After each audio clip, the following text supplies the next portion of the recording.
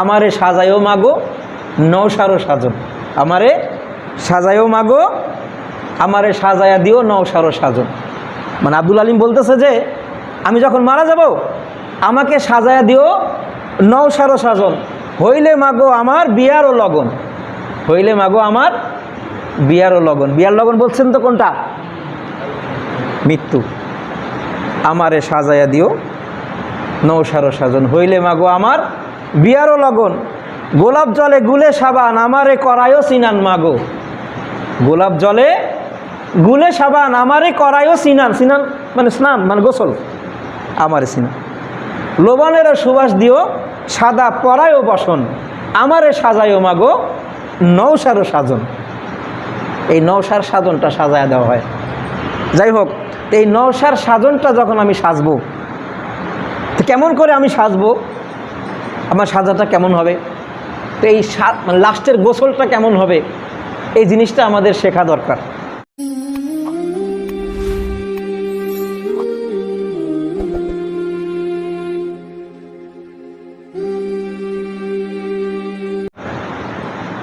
মানুষের জীবনের সব কিছুর মধ্যে একটা অদ্ভুত মিল। আল্লাহ যখন মানুষকে পৃথিবীতে পাঠান, সর্বপ্রথম যখন মানুষ পৃথিবীতে আসে, আসার দিনে আল্লাহ পাক তাকে তার ওই মরার দিনের কথা মনে করা দেয়। প্রথম যেদিন পৃথিবীতে আসে ওই দিনে আল্লাহ পাক তাকে মৃত্যুর দিনের কথা মনে করা দেয়। মরা লাগবে কিন্তু, কারণ মানুষের সবগুলো কাজ, আল্লাহ যেগুলো বড় বড় গুরুত্বপূর্ণ কাজ মানুষের জীবনে রেখেছেন, সবগুলো কাজের মধ্যে অদ্ভুত মিল, খুব মিল আছে। আপনি খেয়াল করে দেখবেন অনেক মিল। মানুষের জন্মের সাথে তার মৃত্যুর মিল, মানুষের বিয়ের সাথে মৃত্যুর মিল, বিয়ের সাথে মৃত্যুর অদ্ভুত মিল আছে, জন্মের সাথে মৃত্যুর অদ্ভুত মিল। যখন একটা সন্তান ভূমিষ্ঠ হয় পৃথিবীতে আসার পরেই আল্লাহ পাক তাকে সর্বপ্রথম মৃত্যুর কথা মনে করা দেওয়ার ব্যবস্থা করে দিচ্ছে। মৃত্যুর কথা কেমনে? আমরা জানি যে পৃথিবীতে আজান হয়, নামাজ হয়, আজান হয়, নামাজ হয়, একামত হয়, জামাত হয়, কিন্তু জন্মের সাথে সাথে আজান আর একামত তার কানে পৌঁছায় দেওয়া হয়। নামাজ কোথায়? বান্দা অপেক্ষা করো, তোমার জন্য নামাজ আছে। ওই নামাজে আজানও নাই, একামতও নাই। ওই আজান হচ্ছে আর একামত হচ্ছে জন্মের সময়, আর ওই নামাজটা হয় মৃত্যুর সময়। সর্বপ্রথম আল্লাহ পাক তাকে মৃত্যুর কথাই মনে করে দেয়। মৃত্যু আর জন্ম অদ্ভুত মিল। আবার সর্বপ্রথম একটা বাচ্চা যখন জন্মগ্রহণ করে, সে কি নিজে গোসল করে? নিজে গোসল করে? সবার আগে তাকে যে গোসলটা করায় দেয়, সর্ব আগে সেই গোসলটাও করায় দেয় অন্যরা, অন্যের হাতে সে গোসল করে। যারা গোসল করায় সেটা হাত পাও ভালো করে ধোয়, কারণ বাচ্চা গোসল করাইছে না, বাচ্চা মানে অমনি গোসল করায় কিন্তু নেয় না, হাতটাও ধোয়, কারণ বাচ্চার গায়ে অনেক সময় অনেক ময়লা থাকে। জন্মের পরপরই যখন প্রথম গোসল করায়, এই ময়লাগুলো দূর করার জন্য হাত ধোয়। ঠিক তেমনি সর্বশেষ গোসল, জীবনের শেষ গোসল, যার পরে আর কোনো গোসল নাই, মানে ওই গোসলটা অন্যের হাতে মানুষ দেয়। নিজে গোসল করা যাইতে পারে? নিজে গোসল করা যায় না, ওই গোসলটা অন্যের হাতে দিতে হয়। পৃথিবী আপনাকে নিজের কিছুই নিয়ে যেতে দেয় না। এক ফোঁটা ধুলাও আপনার গায়ে পৃথিবীর থাকবে, পৃথিবী সহ্য করে না। ওই ধুলা ধুয়ে তারপরে পৃথিবী থেকে যাইতে হয়। কি আপনার গায়ে যদি ধুলা থাকে, ময়লা থাকে, ওই ময়লাটাও পৃথিবী নিয়ে যেতে দিবে না। ধুয়ে যাক, এই মাটি তোর না, এই মাটি তোর না, তুই নিচে যা, এই পৃথিবী তোর না, ধুয়ে দেয়। তো প্রথম গোসলটা আপনার করতে হয় অন্যের হাতে, শেষ গোসলটাও করতে হয় অন্যের হাতে। আবার আপনি সর্বপ্রথম যে মানে আপনার পোশাক পরিধান করেন, জীবনের প্রথম কাপড়টা আপনি পরছেন, জীবনের প্রথম কাপড়, জীবনের সর্বপ্রথম যে কাপড়টা আমি পরেছি, আপনি পরেছেন, এই কাপড়টা কিন্তু অন্যের হাতে পরা। আমার পছন্দে ছিল না ওইটা, আমি পছন্দ করে কিনি নাই। ওই পোশাকটা আমি নিজে গায়ে দিছি, দেই নাই। সর্বপ্রথম আমাকে যে পোশাকটা পরানো হয়েছে, ওই পোশাকটা ছিল অন্যের হাতে, অন্যের পছন্দের। আবার সর্বশেষ যখন আমি দুনিয়া ছেড়ে চলে যাব, ওই সময়ও আমার জীবনের শেষ পোশাকটাও পরাবে আরেকজন পরাবে। আমার পছন্দের কাপড় না, অন্যরা কিনবে, ওই কাপড় আমার পছন্দে হবে না। তো পোশাক নিয়ে আমরা অনেক সময় তিরিং বিরিং করি। কি তিরিং বিরিং করেন? এরপর আর জীবনে পোশাক পরতে পারবেন না। ওই পোশাকটা আপনি পছন্দ করে কিনতে পারেন না, ওই পোশাকটা আরেকজন কিনে দেয়, ওই পোশাকটা আপনাকে আরেকজন পরিয়ে দেয়, কাফন। আবার দেখেন বিয়ের মধ্যে অনেক মিল আছে, যখন আপনি বিয়ে করতে গেছেন, যদি স্বাভাবিকভাবে আমাদের দেশে বা বিভিন্ন দেশে বিয়ার আগে নওশাকে সুন্দর করে সাজানো হয় না, সুন্দর করে নিজেই সাজে অথবা অন্য কেউ সাজায় দেয়, গোসল করে, সামর্থ্য থাকলে নতুন কাপড় পরে বিভিন্ন প্রসাধনী ব্যবহার করে তারপরে যায় পালকিতে। ঠিক তেমনি মানুষের মৃত্যুটাও এরকম। শেষে আমি বাসর ঘরে যাব, আমার মৃত্যুর বাসর ঘর, আমার কবর আমার বাসর ঘর। ওই বাসর ঘরে আমি যাব, সেখানে যাওয়ার সময়ও আমাকে ওইভাবে কাফন পরানো হয়, মানে আমার পোশাক আশাক সাজানো হয়, আমাকে গোসল করানো হয়, আমার গায়ে আতর লাগানো হয়, আমার গায়ে গোলাপ জল ছিটানো হয়, আমার গায়ে কর্পূর লাগানো হয়। এইগুলো লাগাইয়া আমাকে কবরের দিকে নিয়ে যাওয়া হয়, আমার বাসর ঘরে পৌঁছানো হয়। ওই যে মরমী কবি আব্দুল আলিমের একটা গান শুনছিলাম, মানে আমরা তো এখন মানুষের গান শোনালো হুদায়, এই গানের মধ্যে না আছে কোনো মর্ম, না আছে কোনো ভাষা, কিছুই নেই। এটা গজলের মতো, গানটা খুব সুন্দর।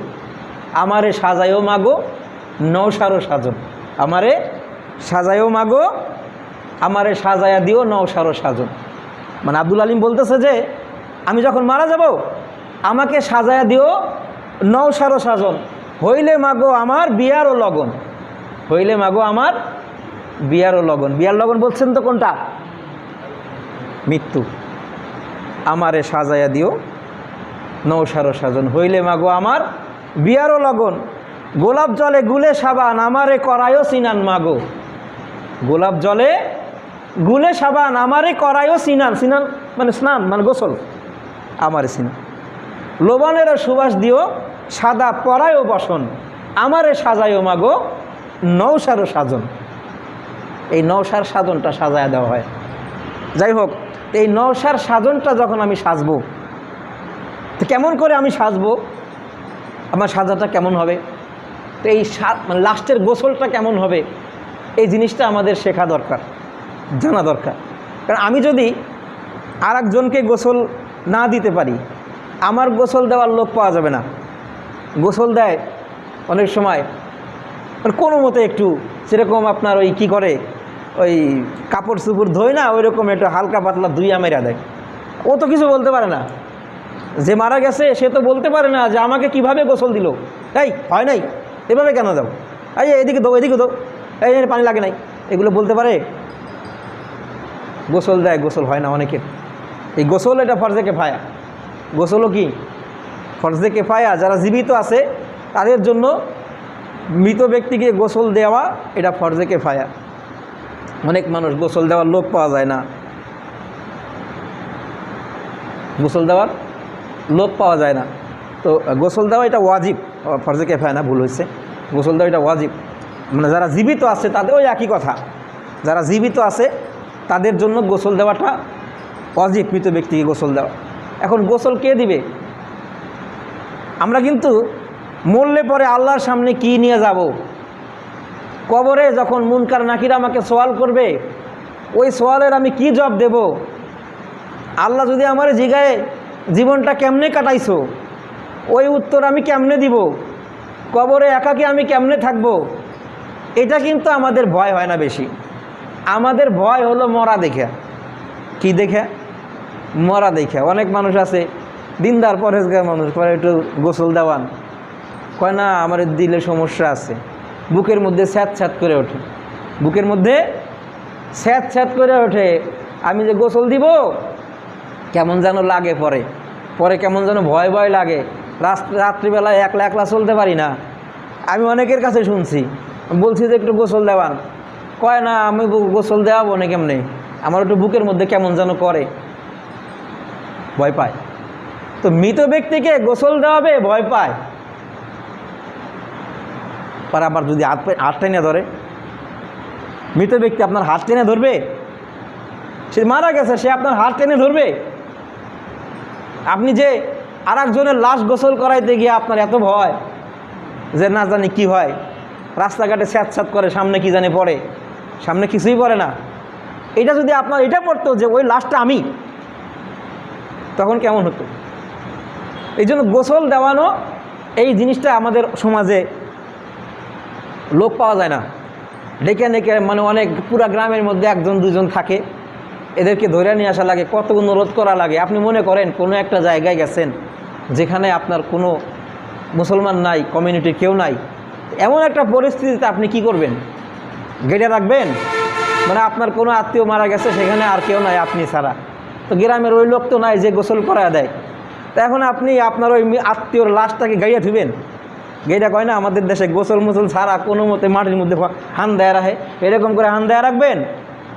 কী করবেন তখন? আমেরিকাতে প্রথম দিকে, আমেরিকাতেও তো মুসলিম কমিউনিটি অনেক, প্রথম দিকে মুসলমানরা যেখানে বসবাস করে দেখা যাইতো যে মানুষ মারা গেলে গোসল দেওয়ার লোক পাওয়া যায় না, কে গোসল দিবে? তো ওই খ্রিস্টানদের যারা ওই মরার ইটি করে, মানে এদেরকে নিয়ে আসতো, তো এদেরকে নিয়ে আসলে ওরা ওদের খ্রিস্টান রীতিতে গোসল দিত, ওই সিস্টেমে কিছুদিন এরকম ছিল। তো পরবর্তীতে মুসলমানরা অনেকেই করে উলামায়ে কেরামের তত্ত্বাবধান থেকে আলেমদেরকে নিয়ে যায়, ওনারা শিখা এখন প্রত্যেকটা মসজিদে, আমেরিকাতে যে কটা মসজিদ আছে সবগুলা মসজিদের পক্ষ থেকে সবাই মিলে ট্রেনিং দেওয়া লোক নিয়োগ করা আছে, এবং গোসলটা মসজিদে দেওয়া হয়, আর কোনো ঝামেলা হয় না, শিখা নিছে। তো যখন প্রথম দিকে ছিল, যখন সেই ব্যবস্থা ছিল না, তখন কি করছে তারা? ওই যে খ্রিস্টানদের মতো করে গোসল দিছে, গোসল ছাড়াই দাফন করে দিছে। তাই আপনি যদি এরকম কোনো জায়গায় যান যেখানে আর কেউ নাই, তখন আপনি গোসল ছাড়া কি দাফন করবেন? এই জন্য গোসলটা আমাদের শিখে নিতে হয়। তো এখন পুরা গোসলের ডিটেলস তো এমনি মুখে বলে আপনার এটা শেখার কিছু নাই, গোসলটা আপনার প্র্যাকটিক্যালি দেখতে হবে। মানে একদিন সুযোগ হইলে ইনশাল্লাহ আমি মসজিদে আপনাদেরকে গোসল করানো শেখাবো ইনশাল্লাহ, যদি আপনারা সময় দেন, আমি সময় দেবো ইনশাল্লাহ। কিভাবে একটা মৃত ব্যক্তিকে গোসল করাবেন প্র্যাকটিক্যালি আপনি যদি দেখেন, আমি মুখে বললে তো হয় না, যে মুখে যেগুলো বলার ওইগুলো কয়েকটা কথা আপনাদের খেদমতে বলি। একটা জিনিস খেয়াল করবেন যে অনেক সময় গোসলের ক্ষেত্রে আমাদের তো পরিষ্কার পরিচ্ছন্নতা ইমানের অন্যতম একটা অঙ্গ, আর তহারাতু মিনাল ইমান নিসফুল ইমান বলা হয় না, ইমানের অর্ধেক। তো পরিষ্কার পরিচ্ছন্নতা, পবিত্রতা রক্ষা করা, শরীরের পরিষ্কার পরিচ্ছন্ন রাখা, এটা জরুরি বিষয়। কিন্তু অনেক সময় আমরা এগুলো খেয়াল করি না। মৃত্যুর ব্যাপারে তো আমাদের প্রস্তুতি থাকে না, আমাদের নখ কাটা হয় না, এরপরে দাড়ি মোছ উস্কু খুস্কু থাকে, বিভিন্ন জায়গায় শরীরের অবাঞ্ছিত লোম থাকে, এগুলো পরিষ্কার পরিচ্ছন্ন করা হয় না। মৃত্যু তো এখন আর টাইম নাই, এখন কি কোনো সময় আছে যে এই টাইমে মৃত্যু আসবে? এখন তো যে কোনো মুহূর্তে মৃত্যু এসে যায়, যে কোনো মুহূর্তে মৃত্যু এসে যায়। এখন গোসল করানোর সময় আমাকে অনেকেই বিভিন্ন সময় মাসালা জিজ্ঞাসা করছে যে একটা লোক, সাধারণত এটা হয় অনেকে যদি দীর্ঘদিন রোগে পড়ে থাকে, তো সেই ক্ষেত্রে শরীরের বিভিন্ন অবাঞ্ছিত লোমগুলো আছে, এগুলো পরিষ্কার করার দায়িত্ব যার জন্য ওইটা দেখা যায় আছে। হ্যাঁ, মানে স্ত্রী থাকলে বা স্ত্রী হলে স্বামী, এরকম যদি কেউ থাকে, তাহলে সেই ক্ষেত্রে সেই অসুস্থ অবস্থায় ওগুলো পরিষ্কার করে দিবে, যাতে যদি মারা যায় তাহলে আর কোনো সমস্যা না হয়। তো এখন অনেকে করে না, ওই খেয়ালও করে না, এগুলো পরিষ্কার পরিচ্ছন্ন করা হয় না। তারপরে দেখা যায় যে ওই মারা যাওয়ার পরে এসে মাসলা জিগা যে নখ কেটে দিবে, ওগুলা পরিষ্কার করে দিবে, চুল ঠিকঠাক করে দিবে, চুরুনি করে দেয়, আশ্রয়া মাশ্রয়া এগুলো দেয়, এগুলো দেওয়া এটা নিষেধ। মৃত ব্যক্তির শরীর থেকে কোনো নখ চুল ইত্যাদি কোনো কিছু কাটা যাবে না, কোনো কিছু কাটা যাবে না, এটা ইসলামে নিষেধ আছে। এই জন্য কাটবে না, তাহলে ওই অবস্থায় যাবে। তো এটা আপনি আগে কি করছেন? প্রত্যেক সপ্তাহে একবার, অন্তত 10 দিন পরে হলেও একবার তো আপনার এইগুলো পরিষ্কার করা উচিত ছিল আপনার, যেন আপনার মৃত্যুর পরে আপনার লজ্জায় পড়তে না হয়। মানুষে দেখলে পরে যারা গোসল করায় তারা অনেক সময় জিজ্ঞাসা করে যেগুলো কী করবো, আমার ফোন টোন করে অনেকে জিজ্ঞাসা বা সামনে থাকলে জিজ্ঞাসা, বা আমিও দেখছি গোসল করানোর সময় কিছু করার নাই। এই জন্য আমি আপনি সবসময় প্রস্তুতি রাখবো যেন আমি আজকে যদি মারা যাই এটা যেন প্রয়োজন না হয় যে আমার চুল নখ কাটানোর জন্য প্রশ্ন করা লাগে, এগুলো করা যাবে না। তো মৃত ব্যক্তির চুল নখ ইত্যাদি কোনো কিছু দাড়ি মোছ ঠিক করা, এগুলো ঠিক করা যাবে না। যেমন আছে সেরকমই রাখতে হবে। না আপনি মোছটা রাখলেন ওই রকম করে, সুন্নতি সিস্টেম না করে অন্য সিস্টেমে মোছ রাখলেন, পরে দেখা গেল যে মৃত্যুর সময় আপনার মোছ কেটে দিবে, মানে আল্লাহ মনে আর জানে না সারা জীবন কেমনে চলছে। এই জন্য আমি নিজেই প্রস্তুতি রাখবো সবসময়। আর যদি কেউ ওরকম প্রস্তুতি না রাখে বা আপনার আত্মীয় স্বজন অসুস্থ হয়, তাহলে সেই ক্ষেত্রে দীর্ঘদিন রোগ ভোগ করলে সেখানে আমরা নিজেরা একটু, বিশেষ করে যারা সতর্ক দেখতে পারে এমন ব্যক্তিদেরকে দিয়া পরিষ্কার পরিচ্ছন্ন করে দেওয়া উচিত, যাতে করে মৃত্যুর পরে আর এগুলো করা না লাগে। এই বিষয়টা আমরা একটু খেয়াল করবো। এই মশলাটা অনেক জায়গায় মানুষে মানে যত্নবান হয় না, খেয়াল রাখে না, যার কারণে এই সমস্ত প্রশ্ন আমাদেরকে অনেক সময় করা হয়। এগুলো আমরা বিশেষভাবে লক্ষ্য রাখব। আর যদি অনেক সময় দুর্ঘটনা কবলিত হয়ে লাশ একবারে দেহ হয়ে যায় না, কিছুই থাকে না, দুর্ঘটনা কবলিত হয়ে লাশ মাস কেইটা মুটা সিরামিরা কিচ্ছু থাকে না, এরকম দেখা যায় অনেক সময়। তো এগুলো গোসল কেমনে হবে? যদি মনে করেন যে একজন মানুষের এমন টুকরা টুকরা থেতলে গেছে বা পুরো ছাই হয়ে গেছে, পানিতে পুরো একবার গইলা গেছে, তাহলে আর গোসল দেওয়া নাই, কিছুই নাই শরীরে, দেখা যায় না, আর গোসল দেওয়া যাবে না। আর যদি তার শরীরের অধিকাংশ জায়গা বাকি থাকে, অধিকাংশ জায়গা থাকে, তাহলে সেই ক্ষেত্রে কী দিতে হবে? গোসল দিতে হবে। এখন আমরা এই গোসল দেওয়াটা প্রত্যেকে সাহস করে হিম্মত করে শুরু করে দেন। আমাদের সাইবুল ভাই জানে, সাইবুল ভাই গোসল দিছে ওই অনেক সময়, বিশেষ করে করোনার সময় আপনারা ইয়া করছেন না, করোনার সময়, ওই সময় তো আরও ভয় আসছিল। তো এই যে এরা কি মরছেনি করোনায়, এই যে সাইবুল ভাই আছে, আমাদের ওই যে মুস্তাফিজ ভাই ছিল, ওই যে ভাইস চেয়ারম্যানে উঠছিল যে, ওনারা কয়েকজন আছিল, ওনারা এই নগরকান্দা অঞ্চলে এই করোনার সময় লাশ গোসল করাইছে। একে তো মৃত্যুর ভয়, তারপর আবার করোনার ভয়, করোনাই হয় নাই, হ্যাঁ মরেও নাই, সামনে কিন্তু সেটা লাস্ট মাস পড়ছে নি ভাই আপনার না। আর ওটা বাদ দেন, যে আপনি যে গোসল করান বা করাইছেন, এখন কি আপনার এই যে রাত্রিবেলা যখন একলা একলা ঘুরতে যান, লাশ কিন্তু সেটা সামনে আসে না। তো এই ভয় পাওয়ার কিছু না, এটা আমরা ভয় পাবো না, শিখে নেন, এটা অনেক বড় সওয়াবের কাজ। হাদিস শরীফে আসছে, হযরত আয়েশা সিদ্দিকা রাদিয়াল্লাহু আনহা থেকে বর্ণিত, আল্লাহ রাসূল সাল্লাল্লাহু আলাইহি সাল্লাম ইরশাদ করেন, মান গসসালা মাইয়িতান, যেই ব্যক্তি কোনো মাইয়িতকে গোসল দিল, গোসল দেওয়ার পরে আদ্দা ফিহিল আমানা, সেখানে আমানত রক্ষা করলো। আমানত রক্ষা করার অর্থ কি, এই জিনিসটা আমরা খেয়াল করব। অনেক সময় ওই যে গোসল করাইতে গেলে দেখা যায় যে আপনার ওই যে শরীরের ইয়াটিয়া আছে, এগুলো দেখে এসে মানুষের মধ্যে গল্প করে, আবার যে এগুলো দেখলাম কি পরিষ্কার পরিচ্ছন্ন থাকে না, এগুলো বলা যাবে না। যা দেখছেন আপনি ওইটা ওখানেই গোপন রাখবেন, ওইটা ওই মশারির বাইরে আনাই যাবে না। এই যে গোসল দেওয়ানোর সময় চারপাশে যে মশারি থাকে, এর কাপড় দিয়ে ইয়ে করা হয় না, আড়াল করা হয়, তো ওর বাইরে কথাটা আনা যাবে না, বলবেন না যে অমুককেই দেখলাম। আবার অনেক সময় এমন হয় যে মানুষের মারা যাওয়ার সময় চেহারা বিকৃত হয়ে যায়, এটা হয় না, বিভিন্ন সময় এমনি বিকৃত হয়, বিভিন্ন কারণে, শারীরিক কারণে হতে পারে। ধরেন মনে করেন যে আপনার রক্ত শূন্যতার কারণে, অথবা অনেকের বিষক্রিয়ার কারণে, বা বিভিন্ন কারণে রক্ত মুখে এসে জমা হয়ে যায়, এমন হয়। তো জমাট রক্ত, রক্ত মুখের মধ্যে জমা হয়ে গেলে মুখটা কালো হয়ে যায়, মুখ কালো হয়ে যায়। এখন আপনি যদি ওই কালো মুখ দেখে এসে বলেন, আরে কত বড় পাপিয়া ছিল লোকটা, কত বড় পাপিয়া ছিল যে মরার সময় মুখটা কেমন কালো হয়ে গেছে, পুরো জাহান্নামের মতো কালো হয়ে গেছে, এই কথা এসে বলে। আবার গোসল যারা দেয় তারা এসে বলা শুরু করে দেয়, এগুলো এটা করা যাবে না। আপনি যা দেখছেন হোক, তবে এটা দেখে আপনি কোনো সময় মনে করবেন না একজন মানুষ মারা গেছে, চেহারাটা ফর্সা হয়েছে, উজ্জ্বল হয়েছে, এই দেখে আপনি আবার এটার দ্বারা প্রমাণ করবেন না যেন একটা নিশ্চিত জান্নাতি। আরে ভাই, রক্ত শূন্য হলে চেহারা এমনি ফর্সা দেওয়া যায়। মানুষ যখন মারা গেলে রক্ত চলাচল করে, রক্ত চলাচল না করলে চেহারা এমনি ফর্সা দেখা যায়, উজ্জ্বল দেখা যায়। আপনি এটা দেখে কি একবার আলামত বলবেন যে দেখছো জীবনে এক ওয়াক্ত নামাজ পড়ে নাই, পশ্চিম দিকে আসারও পড়ে নাই, এই যে হুজুর রাত দিন ভইরা, মানে আমার একজন বলতেছে একটা লোক এসেছিল, নামাজ তো পড়েই নাই, নামাজের বিরোধিতা করছে, তারা নামাজ পড়ে তাদের নিয়ে বিদ্রুপ করছে একটা লোক। তো সে মারা যাওয়ার পরে চেহারা ফর্সা, একেবারে সুন্দর দবদবা। এখন ওইটা দেখে কয়েকজন আমার এসে কইতেছে যে দেখো, এত জীবনে নামাজও পড়ে নাই, পশ্চিম দিকে আসারও পড়ে নাই, চেহারাটা দেখছো, হায় হায় হায় জান্নাতি চেহারা। বললাম যে এক কাম করেন, ওই জান্নাতি চেহারা মুখটা কেটে দেন, রক্ত আছে নাকি? জান্নাতি চেহারার এই জায়গাটা ব্লেড দিয়ে ফ্যাঁস দেন, দিয়ে দেখেন তো রক্ত আছে নাকি। আমাদের শরীরে যে কালার হয় এটা তো রক্তের কারণে, তো মুখের থেকে সমস্ত রক্ত চলে যায়, মুখটা ফ্যাকাশাই হয়ে যায়, ফর্সা দেখা যায়। তা আপনি এটা দেখে কেমনে বুঝবেন যে এই লোকটা একবার জান্নাতি?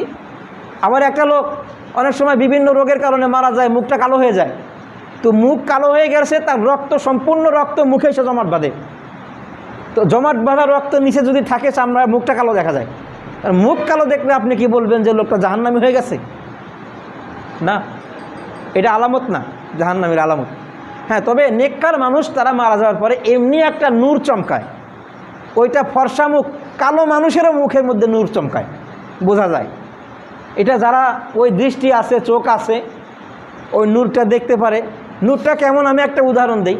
আমাদের মুসলমানদের মানুষ যখন বয়স বেশি হয়, যত বয়স হয়, বুড়া হয়, আমাদের মুসলমানের চেহারা কিন্তু একটি নুরানি ভাব আসে, খেয়াল করছেন? আর যারা হিন্দু, খেয়াল করেন, আমার কথার বিশ্বাস না হলে খেয়াল করে দেখেন, আর হিন্দু যত বুড়া হয় তত চেহারা বানরের মতো হয়। আমাদের মুসলমান দেখবেন যে বুড়া হলে কালো মানুষ, অসুন্দর, কিন্তু বুড়া হলে আস্তে আস্তে তার চেহারার মধ্যে একটা নুরানি ভাব আসে, কালো, তারপরে চেহারা সুন্দর লাগে, দাড়ি থাকে। আর ওই যে হিন্দু, মানে কেমন অবস্থাটা হয়, এটা হলো নূর, এইটা নূর, ইমানের নূর। মুসলমানের ইমানের নূর, ওটা ইমানের নূর নাই, এই জন্য। তো এখন মৃত ব্যক্তির ভিতরে নূর আছে কি না আছে এটা আপনি বুঝবেন। তো আপনি ওই চেহারা দেখে এটা বলা যাবে না যে লোকটার মধ্যে কি নাই, ইমান নাই, হারে জাহান্নামী হয়ে গেল রে, কি খারাপ চেহারা, এরকম বলা যাবে না। যাই হোক, এইটা হলো আমানত। আপনি যদি গোসল দেওয়ার সময় কোনো কিছু দেখেন, তো দেখার পরে ওইটা বাইরে এসে না বলা, অন্যদের কাছে না বলা। তো হাদিস শরীফে আসছে, আল্লাহ রাসূল সাল্লাল্লাহু আলাইহি ওয়াসাল্লাম ইরশাদ করেন, মান গসালা মাইয়িতান ফাআদ্দা ফিহিল আমানা, যে ব্যক্তি কোনো মাইয়িতকে গোসল দিল, গোসল দেওয়ার পরে তার আমানত রক্ষা করলো, ওয়ালাম ইউফশি আলাইহি মা ইয়াকুনু মিনহু, এবং ওখানে যা প্রকাশ পাইছে কোনো কিছু সে প্রকাশ করলো না, তাহলে খরাজা মিন যুনুবিহি কায়াউমিন ওয়ালাদাতহু উম্মুহু।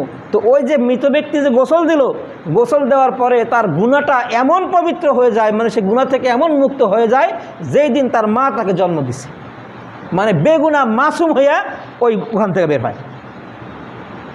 তো মৃত ব্যক্তিকে গোসল দিলে তার সব গুনাহ মাফ হয়ে যায়। কত বড় ফজিলত গোসল দেওয়ার। এই জন্য গোসল দেওয়াটা আমরা শিখে নেই, শুরু করেন। আপনি প্রথম একলা একলা না যান, আর একজনের সাথে যান, যারা গোসল দেয় তাদের সাথে যান, কবরে ওই মশারির মধ্যে ঢুকে একটু দেখেন, দেখে দেখে শিখেন, শিখে পরবর্তীতে আবার একলা একলা চেষ্টাও করেন, হয়ে যাবে, কোনো ব্যাপার না, কঠিন কিছু না। আমরা তো জীবন বেড়ে গোসল করি, তো ওই গোসল যেভাবে করি ওইভাবেই, তেমন পার্থক্য নাই, কিন্তু সাহসের দরকার, ওই সাহসটা আমাদের হয় না। যাই হোক, এই বিষয়টা আমরা শিখে নেব। এবং দ্বিতীয় যে বিষয়, নওশাদ সাজনের আর একটা অংশ হলো কাফন। আপনাদের এই নগরকান্দা, এই আশপাশে, এই মহল্লার মধ্যে একটা লোক দেখান তো, যে লোকটা কাফন সুন্দর করে পরাইতে পারবে, সুন্নত মতো কাফন পরাইতে পারে, এরকম লোক আছে? আপনারা আনার করে গ্রামে যাওয়া লাগবে, অমুকটা ডেকে নিয়ে আসেন, এটা কাফনটা পরাইয়া দেন, অমুকটা ডেকে নিয়ে আসেন, তমুকটা ডেকে নিয়ে আসেন। আপনি পারবেন না, কিন্তু আপনার স্ত্রী মারা গেছে, ছেলেদেরটাও মাঝে মাঝে 2-4টা পাওয়া যায়, মহিলা মানুষ পাওয়ার কায়দাই নাই, অনেক খোঁজা লাগে। যে মহিলা মানুষ মারা গেলে পরে তাদের কাফন করা, দাফন, গোসল করানোর জন্য, কাফন দেওয়ার জন্য লোক পাওয়া যায় না। এই জন্য আমরা এই বিষয়গুলো নিজেরা তো শিখবই, আমাদের বাড়িতে যারা আছে মা বোনেরা, তাদেরকে এটা শেখার প্রতি উদ্বুদ্ধ করব, তারা যেন শিখে এই জিনিসগুলো প্রত্যেক মহল্লায় থাকা উচিত, বিশেষ করে মসজিদ ভিত্তিক। প্রত্যেকটা মসজিদে এরকম একটা থাকা দরকার, যেই মসজিদে আমরা 3-4 জন মানুষ থাকবো, যারা আমরা গোসলও দিতে পারি, আমরা কাফনও পরাইতে পারি, আমরা কবরও খনন করতে পারি। হিম্মত করলে হয়ে যাবে ইনশাল্লাহ। তা আমাদের এই বাইতুল ফালা মসজিদে যদি আমরা চেষ্টা করি, 3-4 জন মানুষ আমরা দাঁড়ায় যাবো যে আমরা কবর খনন শিখবো, আমরা গোসল দেওয়া শিখবো, আমরা কাফন পরানো শিখবো, ইনশাল্লাহ আমি আপনাদের সাথে আছি। আমি আপনাদেরকে যদি পারি, যতটুকু পারি আমি আপনাদের সহযোগিতা করব। আল্লাহ পাক আমাদের সকলকে বোঝার, মানার এবং আমলের তৌফিক দান করেন।